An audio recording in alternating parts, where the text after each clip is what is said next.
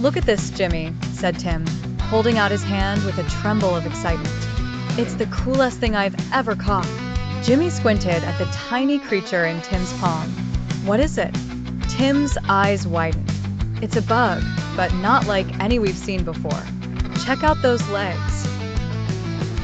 The creature in Tim's hand had 8 legs, each one as thin as a strand of hair, moving erratically as it tried to escape.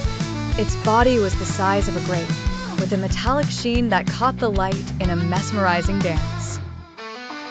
Jimmy leaned closer. Curiosity piqued. "It's weird looking. What's it doing here?" Tim shrugged, his grin fading into a frown. Dunno.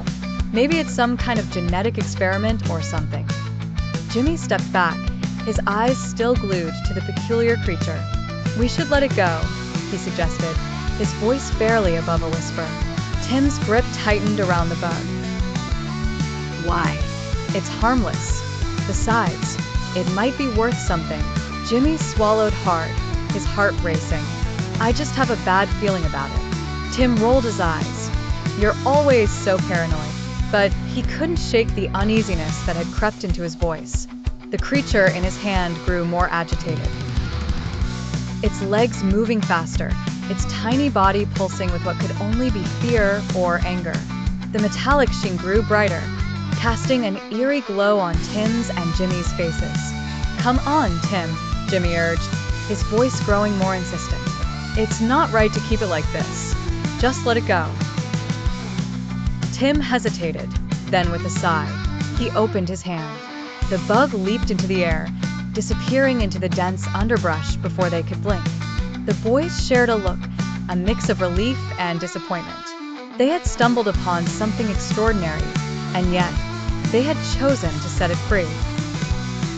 "Let's get out of here," Jimmy suggested, his voice still tight with tension.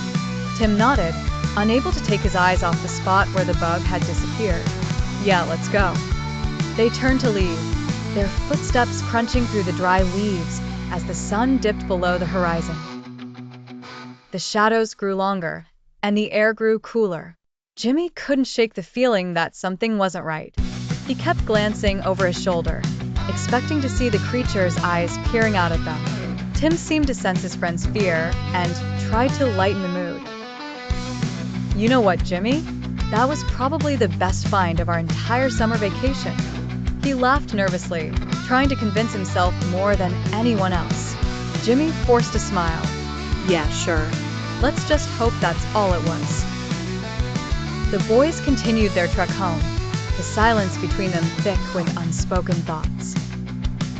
The woods around them seemed to close in, the usual sounds of nature replaced by an unsettling quiet that was only pierced by the occasional rustle of leaves. They walked faster, their breaths coming in shallower gasps, as if the very air had grown heavier with their shared unease. As the last light of day slipped away, the shadows grew more menacing. They could feel eyes on them, though every time they whipped around, there was nothing but the sway of branches and the play of shadows. The tension mounted with each step, their hearts thumping in their chests like a pair of trapped animals. Then, without warning, the ground trembled. The tremor was faint at first, almost imperceptible, but it grew stronger, sending a wave of panic through both of them. "Did you feel that?" Jimmy whispered, his voice shaking. Tim nodded, his eyes wide with terror. "Yeah." The tremor grew into a full-fledged quake, knocking them off their feet. Trees swayed violently, and the earth split open before them. From the fissure emerged the creature they had released, but it was no longer the size of a grape.